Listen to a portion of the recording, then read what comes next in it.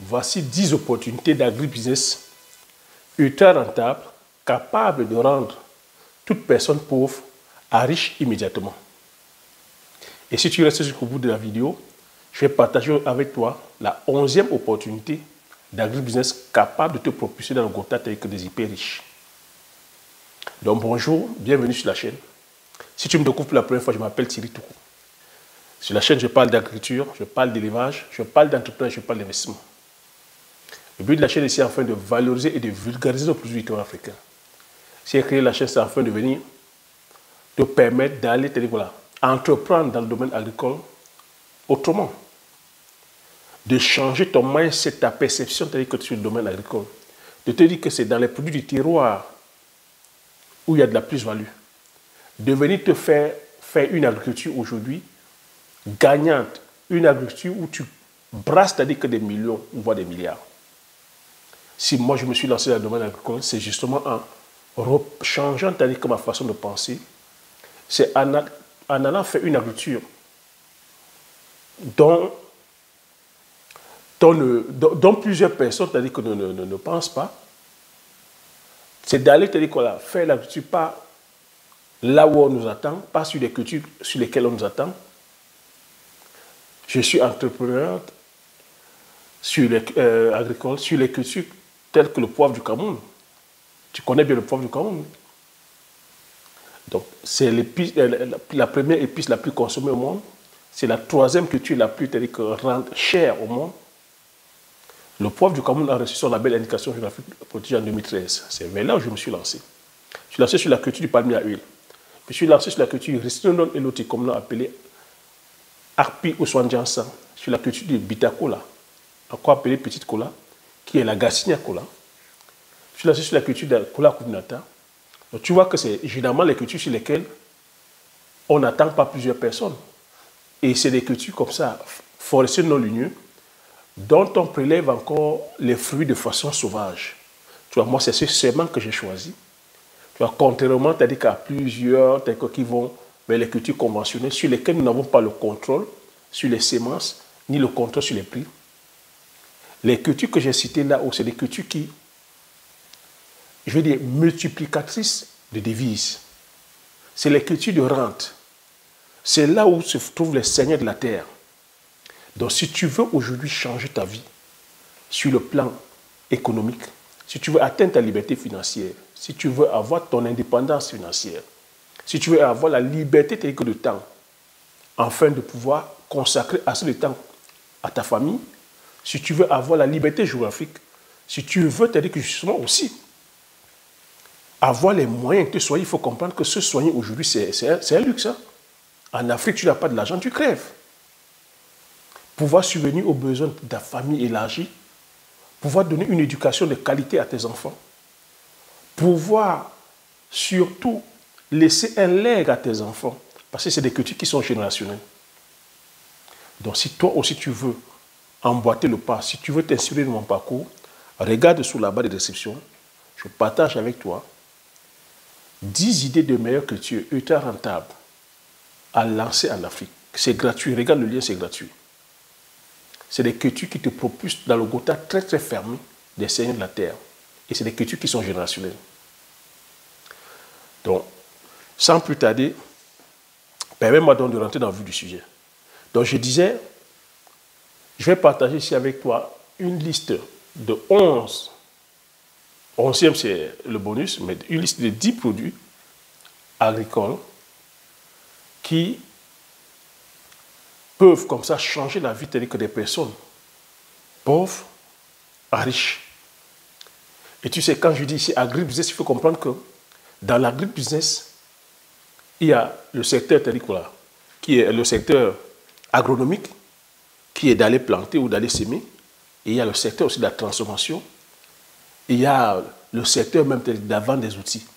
Donc tu vois que là-dessus, à chaque fois que je vais parler, je vais t'inciter beaucoup plus aussi à penser à la phase de transformation. Donc très très rapidement, le premier produit, l'agribusiness que je vais te proposer ici, c'est d'aller te lancer dans l'élevage de poules locales. Oui, élevage de poules locales, on a besoin de protéines animales. L'Afrique a besoin de protéines animales. Mais aujourd'hui, tu te dois d'aller produire de façon stratégique, de façon saine aussi, d'aller faire une production où tu auras le contrôle. Tu vois qu'à chaque fois ici, je t'explique, je te parle de ça. C'est une production dans laquelle tu peux commencer. Ça demande des faibles capitaux. Tu peux commencer facilement avec 100 poules. Tu peux commencer facilement avec 200 poules et même une vingtaine de coques. Tu peux construire ta cabane avec des matériaux de récupération. Tu peux avoir un espace que tu protèges. Mais l'idée ici, c'est d'avoir une vision sur le long terme. Te dire, tu commences aujourd'hui, mais dans 3 ans, tu vas te retrouver avec un cheptel de 5000 poules. Et tu seras comme ça leader de ton marché. Ton segment ici, c'est de servir aux personnes la chair de qualité parce que tes poules sont élevées en plein air. Les poules pourront aller picorer la matière, c'est-à-dire que les matières organiques, les micro-organismes, tu pourras leur donner ce qui te passe à la main, ça peut être de la provendrerie, mais une provendrerie aujourd'hui composée, c'est-à-dire que par nous-mêmes, par nos matières, c'est-à-dire que premières du terroir. Ça peut être le manioc, ça peut être la patate, ça peut être le maïs, ça peut être le sorgho, les sortes de sorgho ou de niébé. Donc tu vois que tu élèves tes poulets en plein air, mais dessus, il va te demander d'avoir le contrôle de bout en bout.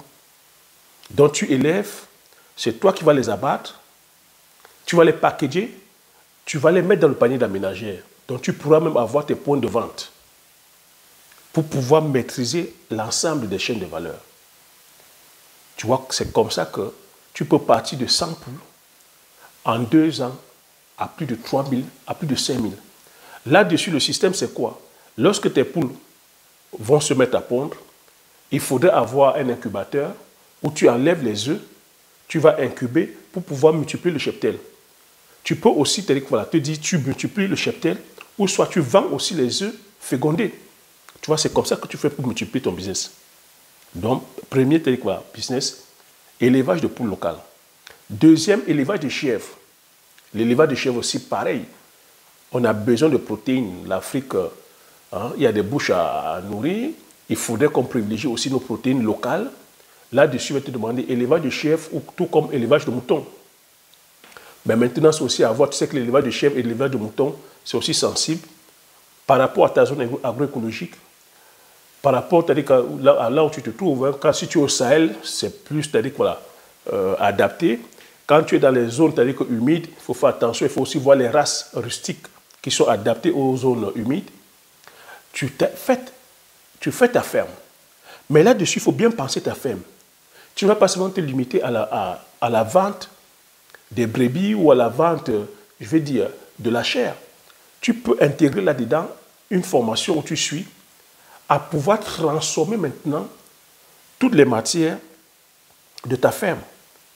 Les moutons vont peut-être faire du lait, les chèvres vont faire du lait, tu pourras faire du fromage à base de ton lait, tu peux faire les yaourts à base de ce lait-là. Tu vois, c'est comme ça que tu multiplies les chaînes de valeur. Tu pourras vendre de la viande, donc certains brebis, tu pourras les vendre. Donc tu vois, c'est comme ça que tu développes ton business. Et tu vois que c'est un business sur lequel tu peux commencer doucement, même avec 4 chèvres, 5 moutons, tu vois, et tu développes ta ferme. Troisième, idée d'agribusiness, la culture de manioc. Culture de manioc aussi, pareil, tu vois, je te parle de manioc ici, parce que c'est une culture qui est stratégique. C'est une culture qui est multiplicatrice de devises. Tu commences avec le manioc sur 10 hectares, 20 hectares, 30 hectares, 40 hectares. Le manioc, au bout de 8 mois, tu peux déjà récolter, 12 mois, tu peux récolter. L'idée ici, c'est de passer à la phase de transformation. Avec le manioc, on peut déjà commencer, on peut déjà faire la farine panifiable. On peut faire la farine de manioc pour faire le couscous. On peut faire le watafoufou, qui est le plakali aussi. On peut faire le mitumba, on peut faire le bobola, on peut faire le chikwang. On peut faire la tchéké, on peut faire le plakali. Lorsqu'on passe à la phase industrielle, tu peux faire la liqueur de manioc, la bière de manioc, la colle, l'amidon, tu vois. Et tu vois que quand tu commences avec 10 hectares, l'avantage du manioc, c'est que tu as les boutures, tout se consomme sur le manioc. Des feuilles jusqu'aux boutures. Tu pourras reconduire cette fois-ci tes boutures. Quand je parle de boutures, c'est les semences. De 10 hectares, tu peux passer à 100 hectares. Donc tu imagines donc 100 hectares. Et aujourd'hui, on a cet avantage qu'il y a certaines industries qui sont en train de s'installer. Donc tu vois que si toi, tu ne peux même pas déjà avoir les moyens pour industrialiser, il y a des industries qui sont là. Tu pourras aller vendre ton manioc. Et c'est comme ça que tu peux passer de pauvre à riche en un claquement de doigts. Donc tu vois, quatrième culture, c'est la culture de l'oignon. L'oignon aussi, pareil, c'est une culture qui est hautement rentable. L'oignon, c'est une culture hautement rentable qui peut te faire passer de pauvre à riche. Un hectare, c'est-à-dire que tu brasses déjà des millions. Donc tu imagines là, si tu commences à faire 2, 3, 4, 5 hectares, c'est magnifique, quoi. Mais le problème avec l'oignon, il faut bien choisir son site. L'oignon se développe bien dans les zones de savane. Il faudrait aussi avoir à ta disposition de l'eau, arroser, c'est-à-dire que de façon raisonnée. L'oignon, ce n'est pas que ça ne pousse pas dans les zones forestières. Dans les zones forestières, c'est sensible parce que il y a pas mal d'insectes, de termites. Non? Les termites, ça peut être attaqué par les termites. Dans l'oignon, on a très bonnes variétés d'oignons. Il y a des pays comme le Niger qui font de très bons oignons, le Burkina, la Côte d'Ivoire, le Cameroun aussi, nous faisons de très bons oignons de qualité. Mais c'est de passer aussi à la phase de transformation. Parce que le danger avec l'oignon, c'est que c'est une culture qui est très très périssable. Donc une fois que tu l'as récolté, il faut déjà rapidement écouler. Donc tu sais que pour l'instant, le souci que nous avons, c'est sur la phase de transformation ou de conservation. Donc, je vais t'inviter ici à penser, c'est-à-dire que passer à la phase de transformation. Ou autre stratégie aussi, ne pas tout récolter, c'est-à-dire qu'en même temps. Donc, récolter la quantité que tu pourras écouler, le reste, tu le laisses sous terre. Donc, c'est une autre façon aussi de pouvoir, c'est-à-dire, voilà, conserver tes oignons. Cinquième idée d'agribusiness ultra rentable, la culture du poivrier. Le poivre, donc, qui est la première, c'est-à-dire voilà, l'une des épices les plus consommées au monde, la troisième culture la plus rentable au monde.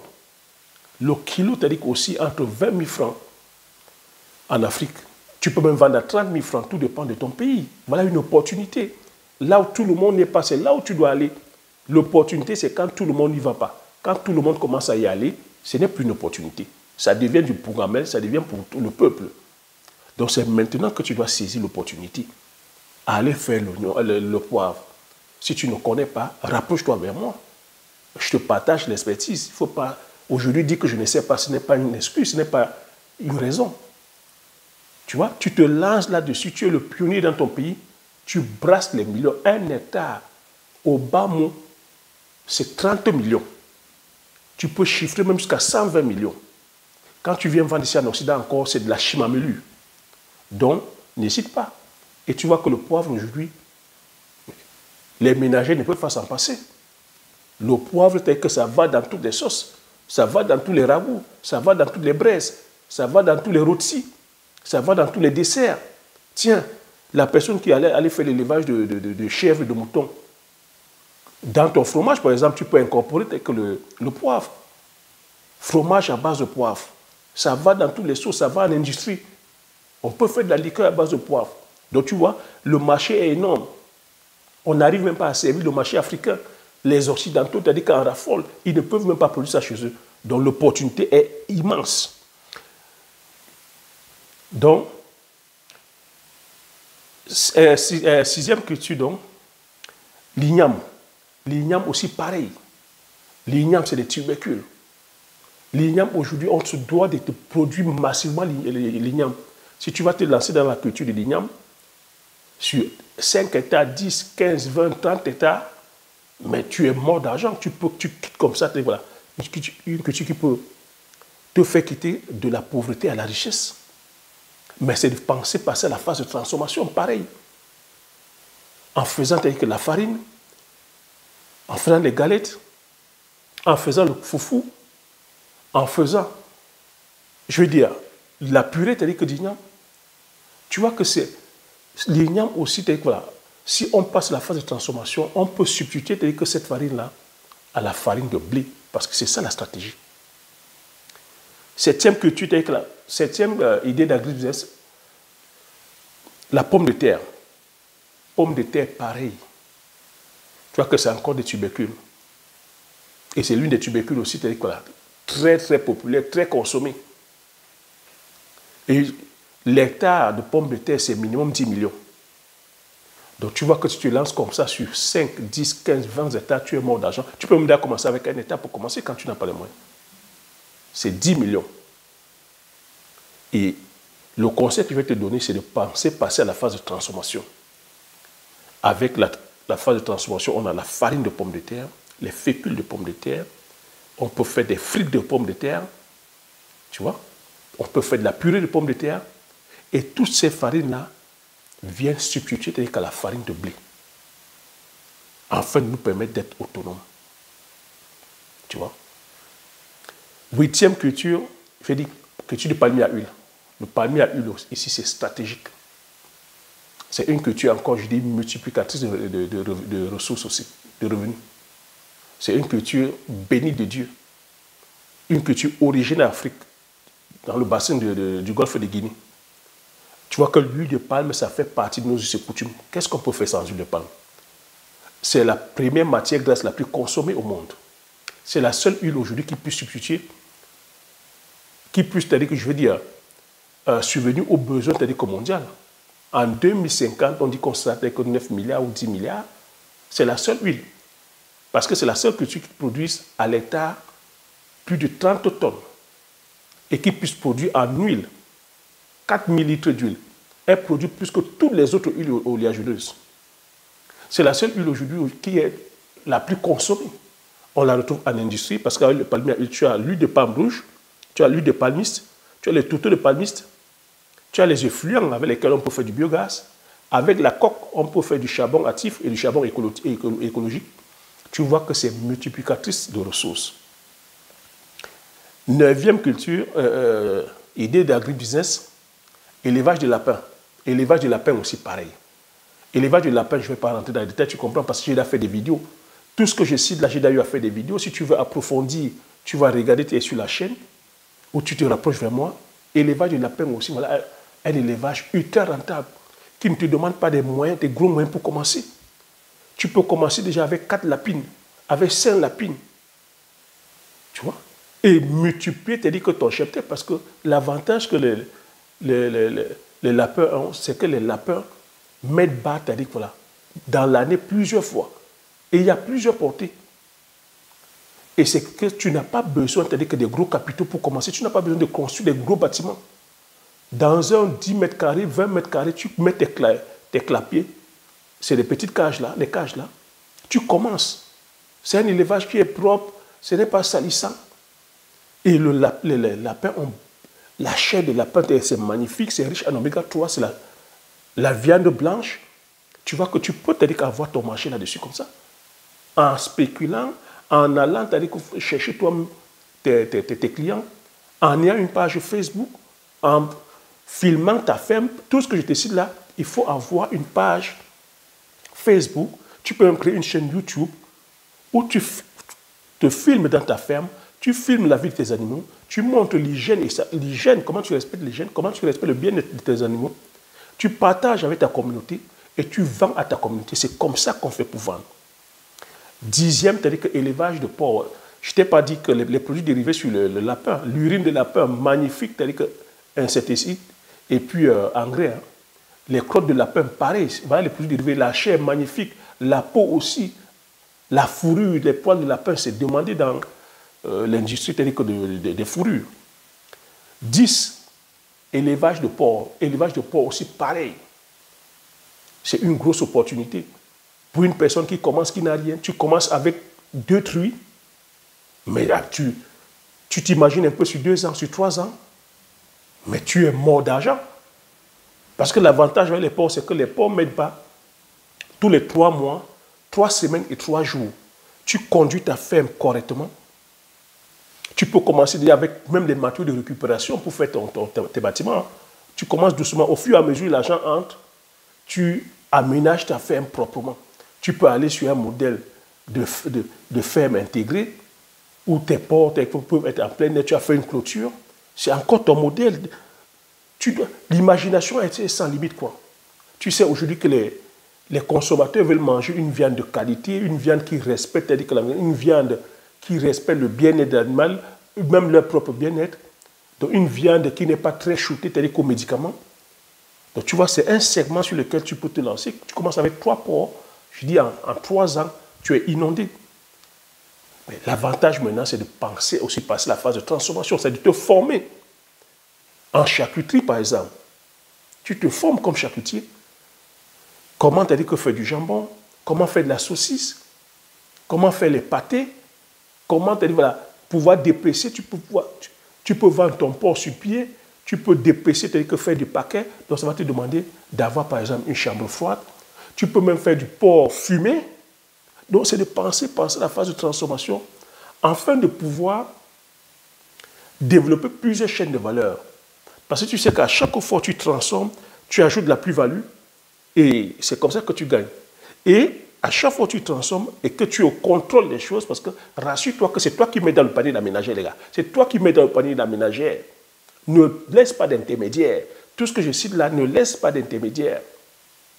Forme-toi en marketing, forme-toi en vente, forme-toi dans le branding, la communication.